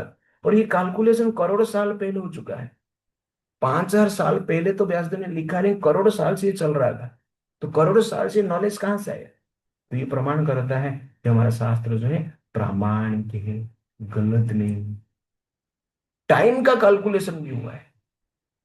टाइम का कैलकुलेशन आप देखेंगे, दो परमाणु मिलके एक अणु बनता है। तो दो परमाणु मिलने का जो टाइम लगता है उसको एक अणु कहते हैं। दो अणु मिलकर एक त्रिशाणु बनता है। एक त्रिसरेणु से त्रुटि होता है, 100 त्रुटि से एक वेद होता है, 3 वेद से 1 लव होता है, 3 लव से 1 निमेष होता है, 3 निमेष से 1 क्षण होता है, 5 क्षण से एक काष्ठ होता है, 15 काष्ठ से 1 लघु होता है, 15 लघु से 1 नाड़िका होता है, 24 मिनट। तो हमारा कैलकुलेशन जो टाइम का कैलकुलेशन है, सेकेंड से भी नीचे कैलकुलेशन है, जो कि मॉडर्न साइंस को कुछ पता ही नहीं। 2 नाड़ी का एक मुहूर्त होता है 48 मिनट। 30 मुहूर्त को अहोरात्र कहते हैं, एक डे कहते हैं, दिन कहते हैं। ओके ना? और 360 अहोरात्र को 1 वैदिक ईयर कहते हैं। 4,32,000 ईयर्स को एक कलयुग कहते हैं। 2 कलयुग को एक द्वापर युग कहते हैं। 3 कलयुग को त्रेता युग कहते हैं। 4 कलयुग को कृतयुग कहते हैं, सत्ययुग कहते हैं। और ये 4 युग का जो पीरियड है मिलाएंगे तो एक दिव्य युग होता है, चतुर्युग कहते हैं उसको। 71 दिव्य युग मिलता है तो एक मनवंतर होता है। 14 मनवंतर, 1,000 युग। ओके ना, 14 मनवंतर कहते हैं, एक कल्प होता है। ब्रह्मा जी का दिन होता है। अब सोचो ब्रह्मा जी का दिन कितना बड़ा है। 2 कल्प से ब्रह्मा जी का डे नाइट होता है। और 360 अहोरात्र मिलकर ब्रह्मा जी का क्या है? एक साल होता है। और 100 ईयर का ब्रह्मा जो है 2 प्रारब्ध कहा जाता है। एक प्रारब्ध में ब्रह्मा जी क्रिएशन करते हैं, दूसरा प्रारब्ध में डिस्ट्रॉय करते हैं। रात को डिस्ट्रॉय करते हैं और दिन में क्रिएशन होता है। ये ब्रह्मा जी का डेली का काम है। तो इस प्रकार जनरली कैलकुलेशन टाइम का, जो कि इमेजिनेशन आज कोई नहीं कर सकता, वो पहले से ही, लेकिन हमें पढ़ाया नहीं जाता है, इसलिए हमें पता नहीं चल रहा है सब। ये टाइम का फॉर्म में आपको डिटेल्स में यहाँ पर दे। स्मॉलेस्ट यूनिट्स, स्मॉलेस्ट यूनिट्स, जैसे कि आपने आपको मैं बताया परमाणु, टू परमाणु वन अणु, ये डिटेल्स हमने लिया। ओके। निमेष मतलब ब्लिंक अप आई, आई बंद करते हैं ना, एक ब्लिंक होता है, उसको एक निमेष से कहते हैं। ह्यूमन टाइम में हमने डिटेल्स में लिया 15 निमेष मीन्स वन कास्ट, वन मुहूर्त मतलब 48 मिनट्स, ये डिटेल्स हमने देखा। लार्जर टाइम वन सब देखेंगे तो 15 डेज में वन पक्ष होता है, जैसे कि मैंने बताया शुक्ल पक्ष कृष्ण पक्ष। शुक्ल पक्ष मतलब मून जैसे बढ़ते हैं, मून का आकार बढ़ता है ना, उसको शुक्ल पक्ष कहते हैं। एंड में 15 दिन में पूर्णिमा होता है। कृष्ण पक्ष मतलब मून का आकार कम होता है और अमावस्या में मून दिखते नहीं, उसको जनरली कृष्ण पक्ष कहते हैं। टू पक्ष में एक मास होता है, 15-15 दिन में एक मास होता है। 2 मास में एक ऋतु होता है। 3 ऋतु में एक आयन होता है और 2 आयन में एक वर्ष होता है। तो 2 आयन, उत्तरायण दक्षिणायन कहा जाता है, इसको वर्ष होता है। तो डिवाइन कैलकुलेशन क्या है? Human ear 1 day of the Devdas. तो ह्यूमन हमारा एक वर्ष जो होता है ना, देवता के जनरली क्या है, एक दिन होता है। तो कहने का अर्थ है उत्तरायण, जो अभी उत्तरायण चल रहा है, सूर्य उत्तर के दिशा में गति कर रहे हैं, उसको उत्तरायण कहते हैं। और उत्तरायण को देवता का दिन है, एक दिन देवता को चल रहा है। और दक्षिणायन जब सूर्य आ जाते हैं, देवता का रात चलता है। तो हमारा 6 महीना जो है देवताओं का एक दिन है, और 6 महीना का जो रात है देवताओं को एक रात है। तो उसको उत्तरायण में देवता का दिन होता है। अभी देवता दिन में ही, अभी हम इधर रात दिख रहे हैं, लेकिन उधर दिन चलता रहे। दक्षिणायन मतलब नाइट, दक्षिणायन जो सूर्य आएंगे उसको नाइट कहा जाता है। ये कैलकुलेशन। तो इस प्रकार कैलकुलेशन पहले से ही किया गया है। युगा का कैलकुलेशन यहाँ पर हम देख रहे हैं, जैसे पहले से ही बताया, आप टेबल देख सकते हैं। तो देवताओं का 1200 साल, हमारा यहाँ पर कितना है, 4,32,000 साल है। देवताओं के द्वापर युग जो है 2,400 है, हमारे यहाँ 864,000 है। सत्युग तृतीय युग देवताओं के लिए 3,600 है। हमारा इधर कितना है, आप ध्यान से देखें, 12,96,000। और सत्य युग जो है देवताओं के लिए 4,800 है हमारा ईयर। और यहाँ पर जनरल क्या है धरती पे, 17,28,000। तो इस प्रकार कैलकुलेशन शास्त्र में किया गया है। और ब्रह्मा जी का डे क्या है, 71 महायुग मिलके एक मनवंतर होता है। 14 मनवंतर 1 कल्प होता है। 1 कल्प equal 1 day of Lord Brahma है।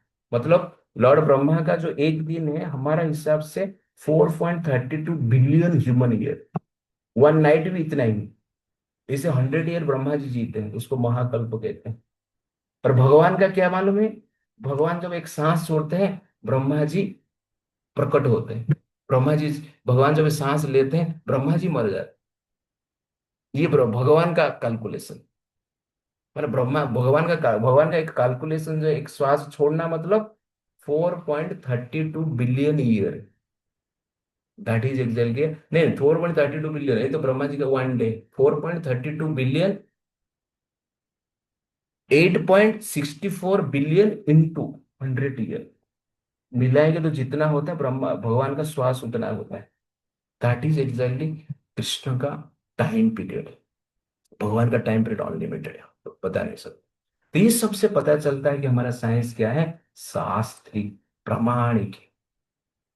और कैसे कैलकुलेशन है, सोलर इक्लिप्स, लूनार इक्लिप्स, चंद्र ग्रहण सूर्य ग्रहण का कैलकुलेशन मॉडर्न साइंस कर रहा है ऐसा नहीं, मॉडर्न साइंस ने कॉपी पेस्ट किया है।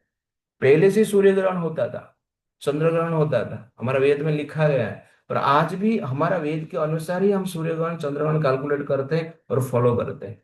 नासा हमसे सीख कर फॉलो कर रहा है। बायोलॉजिकल इंफॉर्मेशन आप देखें, शंख बजाएंगे तो आपका लंग्स का एक्सरसाइज हो। लंग्स का एक्सरसाइज कैसे करे, इसलिए शंख का व्यवस्था था। ये साइंटिफिक साइंस इसको आज प्रूव कर रहा है।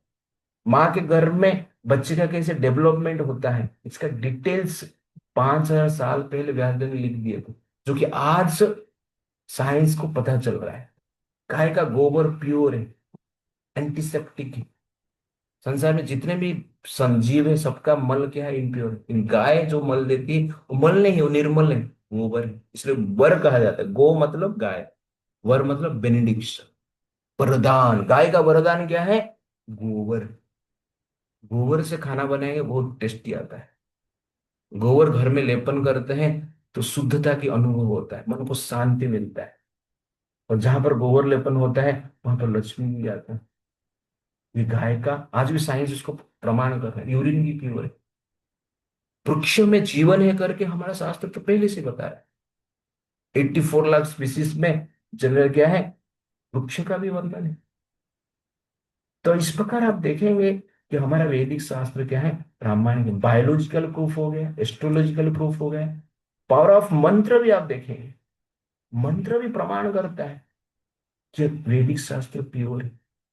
अब हरे कृष्ण महामंत्र जप करेंगे ध्यान से तो मन शांत होता है, जो कि एक्सपीरियंस है हमारा।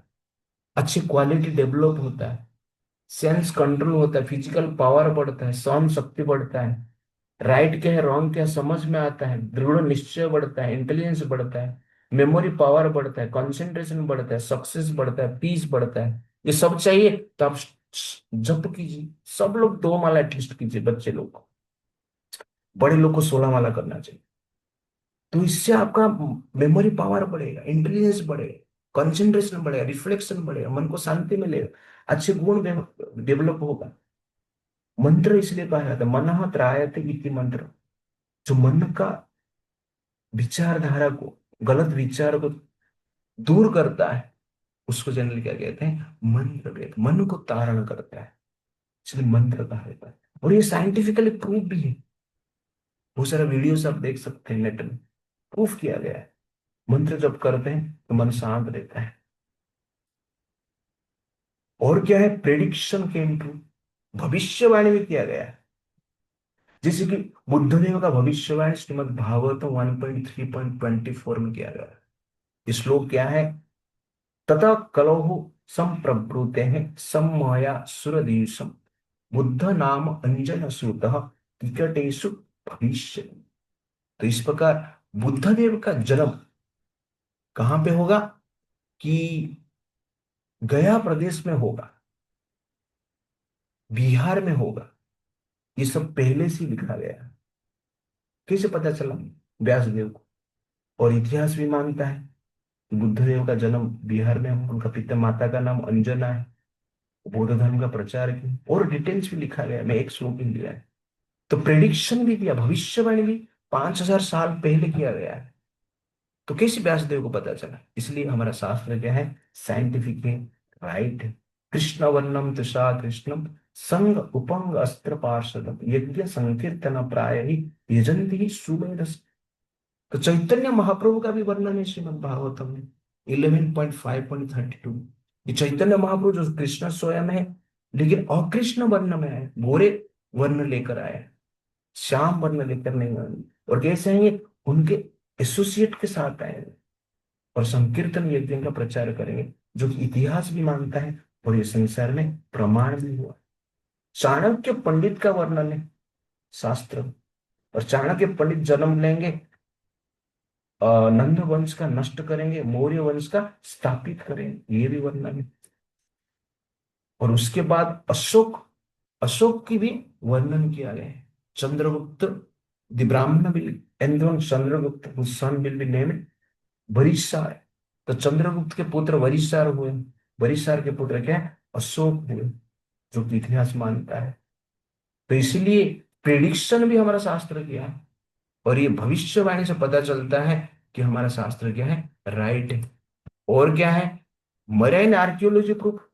राम सेतु आज भी दिख रहा है, रामायण में राम सेतु का वर्णन है, इसलिए रामायण भी क्या है, राइट है। राम जन्मभूमि है, चित्रकूट है, पंचवटी है, लंका भी है, गोदावरी नदी भी है, सराय नदी भी है, जहां पर भगवान राम ने अनेक लीला की।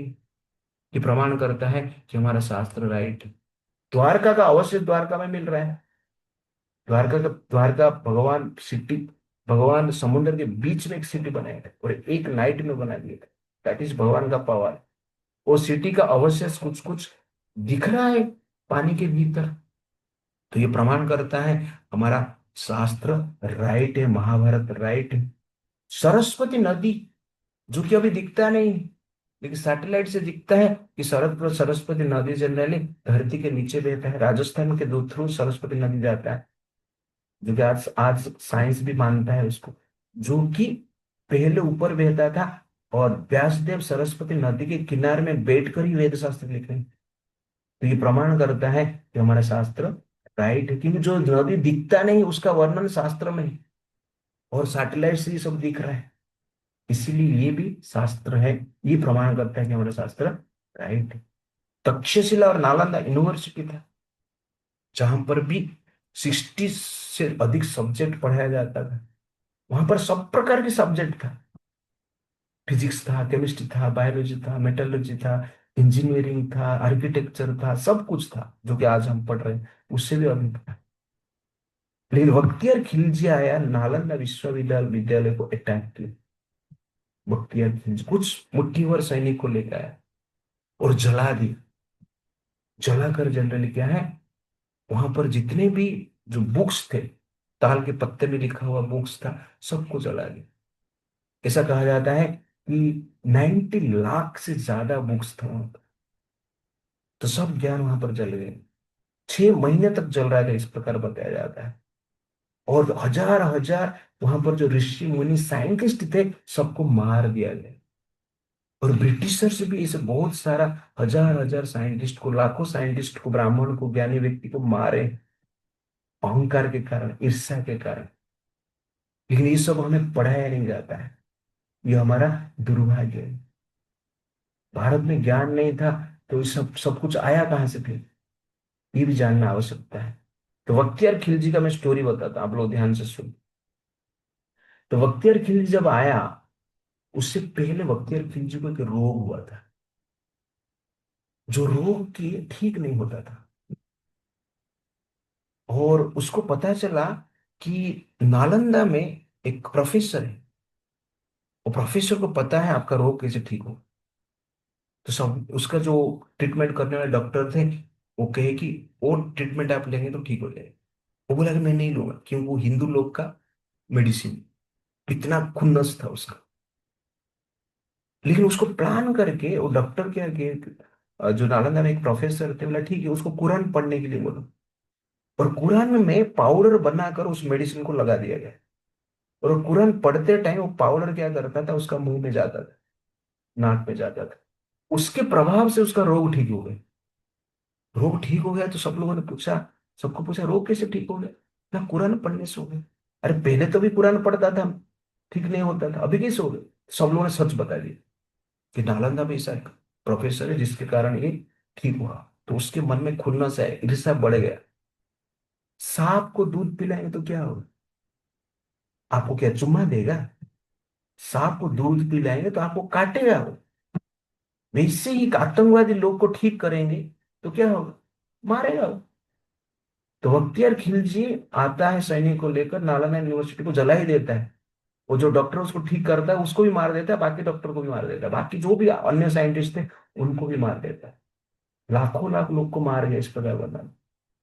उसके बाद बख्तियार खिलजी क्या करता है, असम जाता है, और कामाक्षी देवी है वहां पर अटैक करता है। वहां पर स्त्रियां रहते हैं, स्त्रियां, माता जी, लड़की, सब स्त्रियां एक साथ होकर अस्त्र शस्त्र उठाते हैं, बख्तियार खिलजी को युद्ध में हराते हैं। और उसको क्या करते हैं, रस्सी में बांधकर घोड़े के द्वारा खींचकर पूरा कामाक्षी मंदिर की ओर और घुमाते हैं, घुमाकर मार देते हैं उसको। शक्ति हमें चाहिए, बिना शक्ति से काम नहीं। नालंदा में शक्ति का प्रदर्शन नहीं हुआ, इसलिए नालंदा यूनिवर्सिटी जल गए। इन स्त्रियों ने शक्ति का प्रदर्शन किया कामाक्षी मंदिर में, और बख्तियार खिलजी को मार दिया गया। खाली धन कमाने से काम नहीं होगा, धन को सुरक्षा करने के लिए शक्ति भी आवश्यकता है, ज्ञान को सुरक्षा करने के लिए शक्ति भी आवश्यकता है। इसलिए आप लोग भविष्य में ज्ञान भी चाहिए, धन भी चाहिए, और शक्ति भी चाहिए। ये तीनों के लिए काम करना पड़ेगा। आपने घर में सोना भर दिया और ताला लगाना भूल गए तो क्या होगा, चोर ले लेगा ना। ये चोर में मार्केट में चोर ज्यादा है, पापी ज्यादा है, अन्य अत्याचार करने वाले बहुत ज्यादा है। इसलिए कभी कभी बोलता है ना, नम्र ही रहना, शांत ही रहना, अहिंसा करना, ये नहीं चलेगा। जहां पर जो आवश्यकता है वो करना पड़ेगा। जहां पर अहिंसा की आवश्यकता है वहां पर अहिंसा करेंगे। जहां पर तीर तीर चलाना पड़ेगा, चक्र चलाना पड़ेगा, गोली मारना पड़ेगा, बंदूक मारना पड़ेगा, और कि नहीं, बम फोड़ना पड़ेगा, फोड़ना ही पड़ेगा। ये सब आप लोग सीख। कोई आपको बताता केवल शांति रहना नहीं चलेगा, उसको ही दो थप्पड़ लगा दो, देखते हैं शांत रहता है कि नहीं। ठीक है नहीं। तो ये साहस के साथ, वीर्य के साथ हमें जीना है। तो जैसे कि मैंने आपको बताया था कि हमें धीरता सीखना है, मधुरता सीखना है, और वीरता भी सीखनी है। वीरता नहीं था इसलिए नालंदा यूनिवर्सिटी को चला दिया। आपके घर में सब कुछ आपने रखा, ताला ही नहीं रखा, सिक्योरिटी नहीं है, तो क्या होगा? क्योंकि चोर संसार में ज्यादा है। इसलिए हमें ये सब ध्यान रखना चाहिए। बट हमारे पास ज्ञान था, क्या क्या ज्ञान था, थोड़ा देखिए। बोधायन तंत्र में a square plus b square equal to c square, details वर्णन किया गया है। इसको पाइथागोरियन थ्योरम कहते हैं, लेकिन पहले बोधायन तंत्र में था। पिथागोरस उसको चोरी चोरी किए। स्क्वायर रूट का जो वैल्यू है 1.4, उसका भी वैल्यू बोधायन तंत्र में लिखा गया है, जो कि वेस्टर्न साइंटिस्ट लोग ने, मैथमेटिशियन ने चोरी किए। जीरो, जीरो भार बोलते ना, भारत ने दुनिया को जीरो दिए। और 1 to 9 कहां से आई? दुनिया को जीरो दिया था। पहले भारत में जो जीरो ही था, तो फिर एस्ट्रोलॉजिकल कैलकुलेशन कैसे होता था? डे नाइट कैलकुलेशन कैसे होता था? मंथ का कैलकुलेशन कैसे होता था? ईयर का कैलकुलेशन कैसे होता था? भारत पूरा मैथमेटिक्स दुनिया को दिया है। That is Bharat. जीरो भी दिया है और बाकी सब भी दिया है, पाई का वैल्यू भी दिया है। ये जनरली भारत का पवार है। उसके साथ साथ कोसाइन फंक्शन, टेलर सीरीज, है कि नहीं, न्यूटन पावर सीरीज, ये सब जनरली कौन दिया है? हमारा माधवाचार्य ने दी, न्यूटन से पहले। इसलिए हमें जानना चाहिए कि हमारा शास्त्र प्रामाणिक है। आइंस्टाइन क्या कहते हैं भारत के बारे में? We owe a lot to the Indians who taught us how to count, without which no worthwhile scientific discovery could have been made. Albert Einstein. Mathematics से बिना साइंस नहीं होता है। Science means mathematics. इसीलिए भारत ने बायोलॉजी, केमिस्ट्री, फिजिक्स, आर्किटेक्चर सब कुछ दिया है दुनिया। ये भारत का जनरली ज्ञान है, हम भूल गए हैं। आर्किटेक्चर देखिए, आजकल बोलते हैं ना, हम आर्किटेक्चर कर रहे हैं, डिजाइन कर रहे हैं। ऐसा एक टेम्पल बना के दिखाई। साउथ इंडिया में अनेक टेम्पल है, रंगनाथ टेम्पल है, लेकिन नहीं, जगन्नाथपुरी टेम्पल है, कोणार्क टेम्पल है, बहुत से सारा मंदिर है भारत में, जिसका कि डिजाइन कंप्यूटर से नहीं हुआ था, डायरेक्ट हाथ से किया गया था। मतलब मंदिर कंप्यूटर है उस समय। ये जनरली भारत का स्पेशलिटी। आजकल ऐसे कोई भी साइंटिस्ट, कोई भी आर्किटेक्चर ऐसा एक मंदिर बना ही नहीं सकता है कंप्यूटर कंप्यूटर लेके भी। इसका अर्थ है पहले लोग ज्यादा ज्यादा एडवांस थे, साइंटिफिकली, आर्किटेक्चरल, संस्कार वाइज भी, ज्ञान वाइज भी। ये सब प्रमाण करता है कि हमारा शास्त्र राइट है। ये सब नॉलेज शास्त्र में है। लेकिन ब्रिटिशर्स, मुगल्स ने उस नॉलेज जिसके पास था सबको मार दिए, ज्यादातर लोग को मार दिए गए। कंट्रीब्यूशन एस्ट्रो सूर्य सिद्धांत में एस्ट्रोनॉमी के बारे में वर्णन है, जो कि मैं आपको बताया है। लेकिन यहाँ पर स्पेशली आप देखें, अर्थ और मून का डिस्टेंस हमारा वेद में बताया गया है 253,000 माइल्स, 2,53,000 माइल्स बताया गया है। As compared to modern measurement 252,710 miles. तो मॉडर्न साइंस ने 252,710 बोलते हैं, और हमारा वैदिक साइंस क्या कहता है? 253,000 माइल्स बोलते हैं। कितना डिफरेंस है? थोड़ा ही डिफरेंस। ये है डिस्टेंस मून एंड अर्थ, ज्यादा नहीं है। पहले वेद जो बोल रहा था वही डिस्टेंस है। लेकिन साइंस लोगों ने क्या किया? कुछ नहीं किया। वो देखा है 253,000 माइल्स लिखा है, थोड़ा चेंज कर दिया लोगों ने, 252,710 लिख दिए बस, और कुछ नहीं। 252,710 लिख दी और कुछ नहीं, जरा चेंज करके लिख दी। क्या लगे, क्या टेप लेके गया था क्या मून से और यहाँ से चंद्र पृष्ठ तक नाप रहा था? अरे पकड़ पकड़ कितना हुआ थोड़ा बोल रहे, ऐसा पूछ रहा था क्या? नहीं कुछ। तो कहने का अर्थ है पहले कॉपी, पहला का जो नॉलेज है उसको कॉपी पेस्ट किया है लोग। अर्थ का डायमीटर हमारा वेद कहता है 7840 माइल्स, और मॉडर्न साइंस कहता है 7926.7 माइल्स। क्या किया, कॉपी पेस्ट किया, थोड़ा ही चेंज कर दिया। क्या डायमीटर लेके मैं नाप रहा था क्या? अभी को नापने के लिए कौन जाता है, कोई कुछ भी बोलेगा, हाँ हाँ चले, हमें मार्क चाहिए।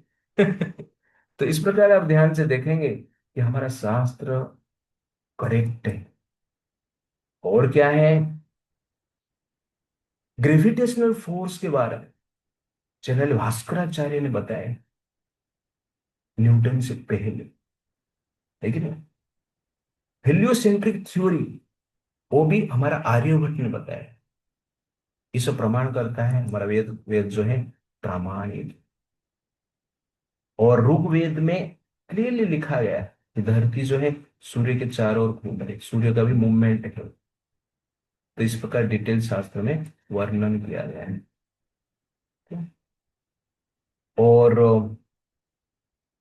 ठीक है, हाँ यहाँ पे देखिए, लाइट का जो स्पीड है, ओके ना। तो हमारा शास्त्र में लिखा गया है लाइट का स्पीड जो है 299,000 किलोमीटर पर सेकेंड, वेद में लिखा गया है। लेकिन मॉडर्न साइंस क्या बोलते हैं, 3 लाख किलोमीटर पर सेकेंड। हमारा शास्त्र क्या बोलते हैं, 299,000 किलोमीटर पर सेकेंड। और मॉडर्न साइंस बस 1000 जोड़ दिया, बोलते हैं कि हम बहुत कुछ कर लिए कर। है कि नहीं। वास्तव में क्या चोरी किया है, कॉपी पेस्ट किया है, क्योंकि लाइट का स्पीड भी शास्त्र पहले से ही बताया है। और हमारे पास क्या है, मेडिकल साइंस, आयुर्वेदा है। आज भी आयुर्वेदा काम कर रहा है।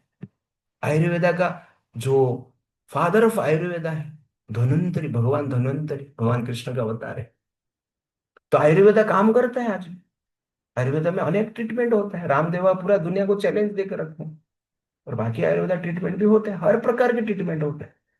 सिजेरियन से, कैटरेक्ट, आर्टिफिशियल लिम्ब से, fracture, urinary stones, plastic surgery, surgical भी ट्रीटमेंट आयुर्वेदा में होता है। लेकिन आपने सुना ना, गणेश जी का सर काट दिया गया, शिव जी ने हाथी का सर जोड़ दिए, कितना बड़ा सर्जरी सोचो आप। आजकल उंगली कटता है तो जुड़ता नहीं, बोलते हम साइंटिफिक नॉलेज है हमारे पास। सर काट के हाथी का सर जोड़ देते हैं। तब सोचिए कितना साइंटिफिक रहेगा। आयुर्वेदा अभी भी काम कर रहा है। जो एलोपैथी कुछ कुछ रोग को ठीक नहीं कर पाता है, वो आयुर्वेदा भी करता है। आयुर्वेदा में साइड इफेक्ट नहीं, एलोपैथी में साइड इफेक्ट ज्यादा है। पहले आयुर्वेदा लोग लेते थे 100 200 साल, 500 साल, 1000 साल जीते थे। आजकल एलोपैथी ले रहे हैं, इतना एडवांस हो गए, इतना एडवांस हो गए, 50 साल में ही मर जाते हैं। वो भी शक्ति नहीं, पावर नहीं। ठीक है ना। पहले शिवाजी महाराणा प्रताप रहते थे, 200 300 किलो का वजन उठाकर तलवार मुकुट ढाल, लेकिन नहीं, सब पहनते थे। दूसरा 200 300 किलो होता था, तलवार इतना बड़ा तलवार है, उसका भी वजन ज्यादा है। मुकुट पहनते थे, ढाल ढाल पकड़ते थे, लेकिन कवच पहनते, सब मिला के 300 से ज्यादा किलो होता था। ऐसा किलो आप उठाड़े, 300 किलो का ड्रेस पहन के तलवार उठा के युद्ध आप कर पाएंगे? पहना देंगे तो भी मर जाएंगे, युद्ध करने के बाद छोड़ दो यार। लेकिन नहीं, पहनने के बाद ही स्वाहा। दैट इज उस समय का क्या है, शक्ति। ये जानना अत्यंत आवश्यकता है। तो चरक संहिता में जनरली क्या है, अनेक प्रकार के मेडिसिन के बारे में लिखा गया है। ओवर 125 सर्जिकल इक्विपमेंट्स का वर्णन किया गया है। दैट इज एक्चुअली क्या है, हमारा स्पेशल कंट्रीब्यूशन है वर्ल्ड के लिए। तो इस प्रकार 700 मेडिसिनल प्लांट्स है, 1120 बीमारी का चयन किया गया है, फाइंड आउट किया गया है। इस प्रकार डिटेल्स में चरक संहिता में सब कुछ लिखा गया, चरक और सुश्रुता संहिता में। टेस्ट टू बेबी के बारे में आज चर्चा करते हैं। व्यास देव ने टेस्ट टू बेबी का पहले ही इन्वेंट कर चुके। जो कौरव पैदा हुए ना, 100 बच्चा, गांधारी का और धृतराष्ट्र का, 100 कौरव जिसको कहते हैं, कहाँ से आए? कि गांधारी के पेट से एक एक निकले हैं क्या? इसी से एक के पैदा हो गए तो फिर 100 साल लगेगा? ऐसा नहीं हुआ। गांधारी के पेट से एक पिंड का जन्म हुआ है, एक मांस पिंड है। उस मांस पिंड को व्यासदेव ने टेस्ट ट्यूब में डाले, टेस्ट ट्यूब में डालकर साइंटिफिक लेबोरेटरी में साइंटिफिक रिसर्च के द्वारा उनका जन्म किया है, बाहर ही पैदा हो। पहला टेस्ट ट्यूब बेबी जनरली क्या है, हमारा शास्त्र में महाभारत में वर्णन है। इसलिए हमारे पास सब कुछ साइंस है। और क्या साइंस है, योगा। योगा साधारण नहीं है। एक्सरसाइज करते हैं तो आपको शक्ति मिलता है, मन शांत होता है, रोग दूर होता है। रामदेव बाबा ये करके दिखाए, और वेस्ट में सब लोग योगा कर, हमारा जीबी में अभी योगा का 100 योगी साय है, योगिनी साय। योगा करेंगे तो आपको शक्ति प्राप्त होता है, रोग ठीक होता है। कैसे हो जाता है ये?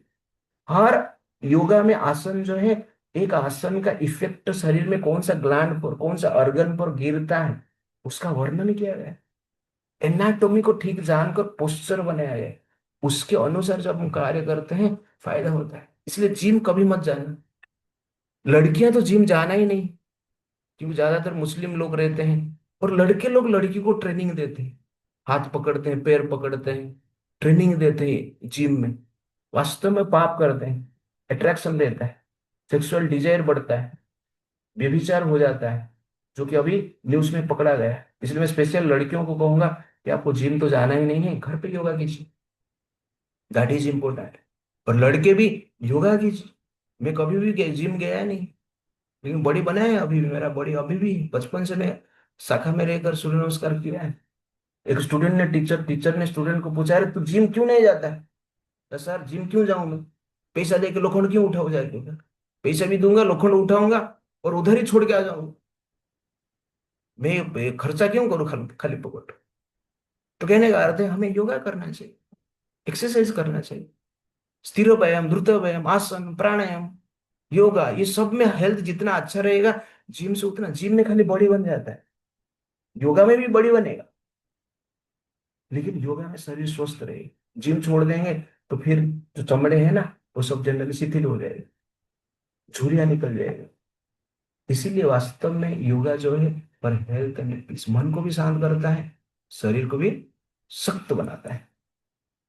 देखिए आप क्या कहते, ब्रिटिश वाइस बोलते हैं, लॉर्ड कर्जन क्या बोलते हैं, देखो, India has left a deeper mark upon the history, the philosophy and the religion of mankind than any other terrestrial unit in the universe. While you hold on to India, we are first-rate power. If we lose India, we will decline to a third-rate power. This is the value of India. Bharat, British viceroy बोलता है। इसलिए भारत भी छोड़ दिया, अभी London जो है डूब रहा है। तो कहने का अर्थ है कि हमारा जो शास्त्र है, ये सब आपने जो सुना है, ये शास्त्र प्रमाण करता है कि हमारा शास्त्र झूठा नहीं है, काल्पनिक नहीं है, माइथोलॉजी नहीं है, रियल है। एस्ट्रोलॉजी राइट है, प्रेडिक्शन राइट है, आयुर्वेदा राइट है, योगा राइट है, मंत्र राइट है, आर्कियोलॉजी राइट है, आर्किटेक्चर राइट है। तो भगवान के बारे में जो बताया गया वो रॉन्ग है क्या? व्यासदेव सब कुछ राइट लिखे हैं, और भगवान के बारे में हम स्टडी करेंगे, फॉलो करेंगे, नियम के अनुसार रहेंगे, तो हमें संस्कार भी प्राप्त होगा और भगवान भी प्राप्त होगा। हरे कृष्णा कृष्णा कृष्णा हरे हरे, हरे राम राम राम हरे हरे। हरे कृष्णा। तो आज का सेशन में हमने देखा मेरा भारत महान, और इसमें हमने देखा कि किस प्रकार नॉलेज प्राप्त कर सकते हैं, भारत का यूएसपी क्या है, और हमारा वेद शास्त्र किस प्रकार प्रामाणिक है। अनेक प्रूफ लेके मैं आपको बताया है। इसलिए ये जो लेक्चर है, कोई कहता है कि आपका वेद शास्त्र सब रॉन्ग है, तो आप ये लेक्चर सुनाइए। बाकी सबका रॉन्ग है, बाकी में कुछ प्रमाण नहीं है। कहाँ पर मैथमेटिक्स, कहाँ पर आयुर्वेद, कहाँ पर एस्ट्रोलॉजी, कोई धर्मशास्त्र में किधर लिखा गया है? ये हमारा शास्त्र में सब कुछ लिखा है, भगवान के बारे में लिखा गया, उसके साथ साथ मॉडर्न जो साइंस है सबके बारे में लिखा गया। इसलिए वेद को साइंटिफिक नॉलेज कहा जाता है, क्योंकि साइंटिफिकली एवरीथिंग इज प्रूव। और जो प्रूफ नहीं कर पाए हैं, हमारा प्रॉब्लम है, लिखा गया उसका प्रॉब्लम नहीं। इसलिए ये तथ्यों को ग्रहण करके हमें क्या करना चाहिए, शास्त्र को मानना चाहिए। Hare Krishna, thank you very much. तो यहाँ पर समाप्त करते हैं।